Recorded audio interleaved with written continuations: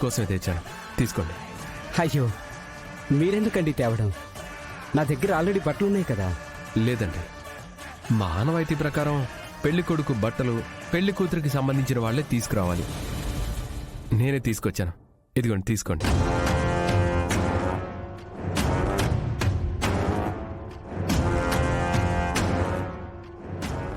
ఈ పెళ్ళి అయిపోతే మీరింకా అనాథవ్వరు. మీ వెనక ఇంత పెద్ద ఫ్యామిలీ ఉంటుంది. మీరు కూడా మా అత్తయ్యని బాగా చూసుకోండి. మేమెంతైనా మీ అంత బాగా కాకపోయినా తనకి ఏ రోజు దేనికి లోటు లేకుండా తన ముఖంలో బాధ అనేది కనిపించకుండా చూసుకుంటాను. మీకు మాటిస్తున్నాను. సరే, మీరు డ్రెస్ చేంజ్ చేసుకోండి. పదండి వెళ్దాం.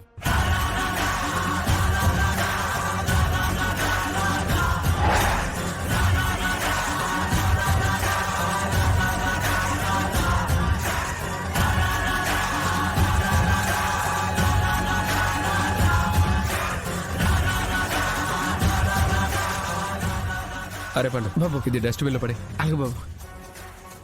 పదండి మనం వెళ్దాం, ఆయన డ్రెస్ మార్చుకుంటారు.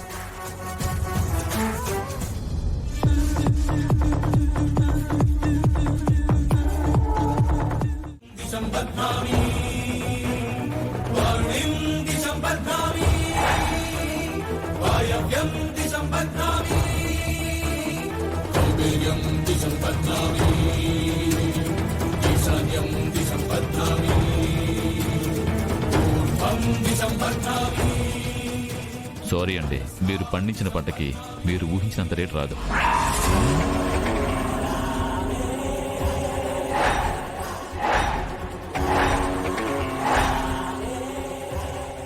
అదేంటండి, మీరు ఒకే రకం ఎరువులు వాడి ఈ పంట పండించారా?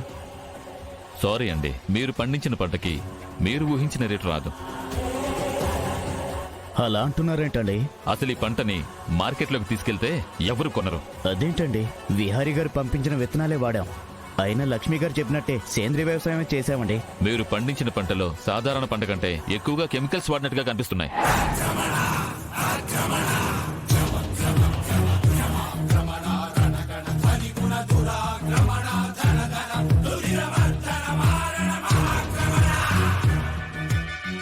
కెమికల్స్ ఏంటండి?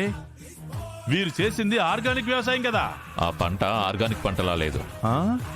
మామూలు పంటలో ఉండే పురుగుల మందు కంటే ఎక్కువ మందులు వాడినట్టు చూపిస్తుంది.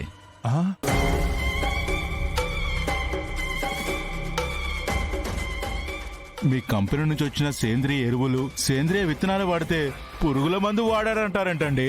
ఏమోనండి, ఈ పంట అయితే మేము కొనలేము, మాకు పనికిరాదు. మీరు మార్కెట్లో అమ్ముకున్నా ఎవ్వరూ కొనరు. కొన్నా చాలా తక్కువకే అమ్ముకోవాలి.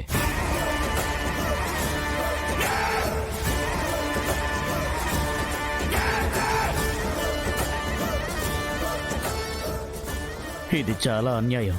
ఈ పంట మీద బాగా డబ్బులు వస్తాయని చెప్పారు. ఈ పంటకు డబ్బులు వస్తే నా భార్యకి ఆపరేషన్ చేయిద్దాం అనుకున్నానండి. అయ్యయ్యో. అయ్యా, మీరిప్పుడు ఇలా చెప్తున్నారు. ఆ పంట డబ్బు వస్తుంది, నా కూతురికి పెళ్లి చేద్దాం అనుకున్నానయ్యా. ఇప్పుడు ఏంటంటే మా పరిస్థితి?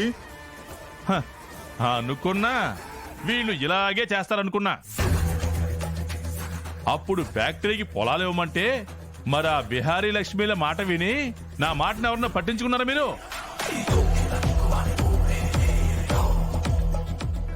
ఇప్పుడేం చేస్తారు? ఏముంది, వాళ్ళ మాయ మాటలకి మోసపోయి ఏ నుయ్యో గొయ్యో చూసుకోవాలి పాపం. మీకు చక్కగా ఫ్యాక్టరీ వాళ్ళు ఎంత డబ్బు ఇస్తామన్నారు. ఆ రోజు వాళ్ళ మాట వినందుకు ఇప్పుడు అనుభవిస్తున్నారు చూడు. నిజంరా, మన సమస్యలన్నీ ఆ రోజే తీరిపోయేవి. కానీ ఆ విహారీ గారు, లక్ష్మి గారు చెప్పిన మాయ మాటలు విని మోస.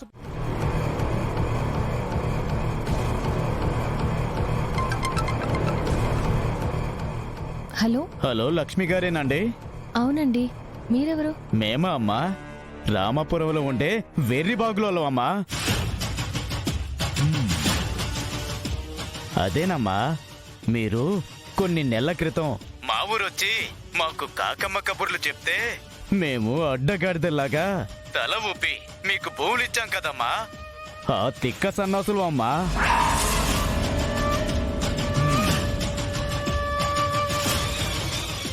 అదేంటండి అలా మాట్లాడుతున్నారు?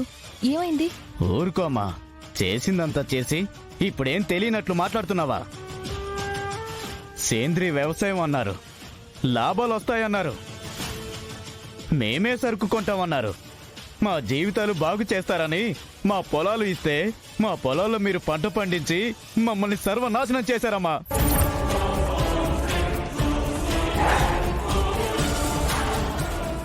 అది కాదండి, ఏం జరిగింది? అసలు ఏం జరిగిందో చెప్పండి.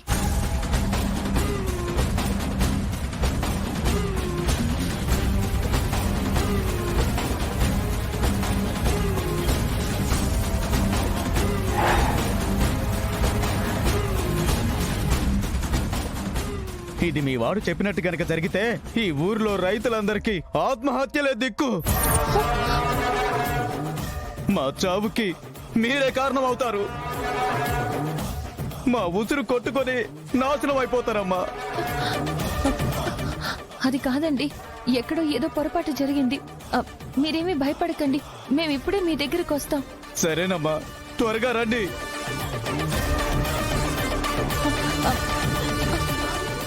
ఏంటిలా జరిగింది? ఇప్పుడేం చేయాలి? వెంటనే ఈ సంగతి బిహారీ గారికి చెప్పాలి. చెప్పి వెంటనే రామాపురం వెళ్ళాలి. ఏరా సుబ్బయ్య, ఏమంటుందా అమ్మాయి? ఆమె వస్తానని చెప్పిందయ్యా. ఆహా, రాని రాని, నాకు అదే కావాలిగా.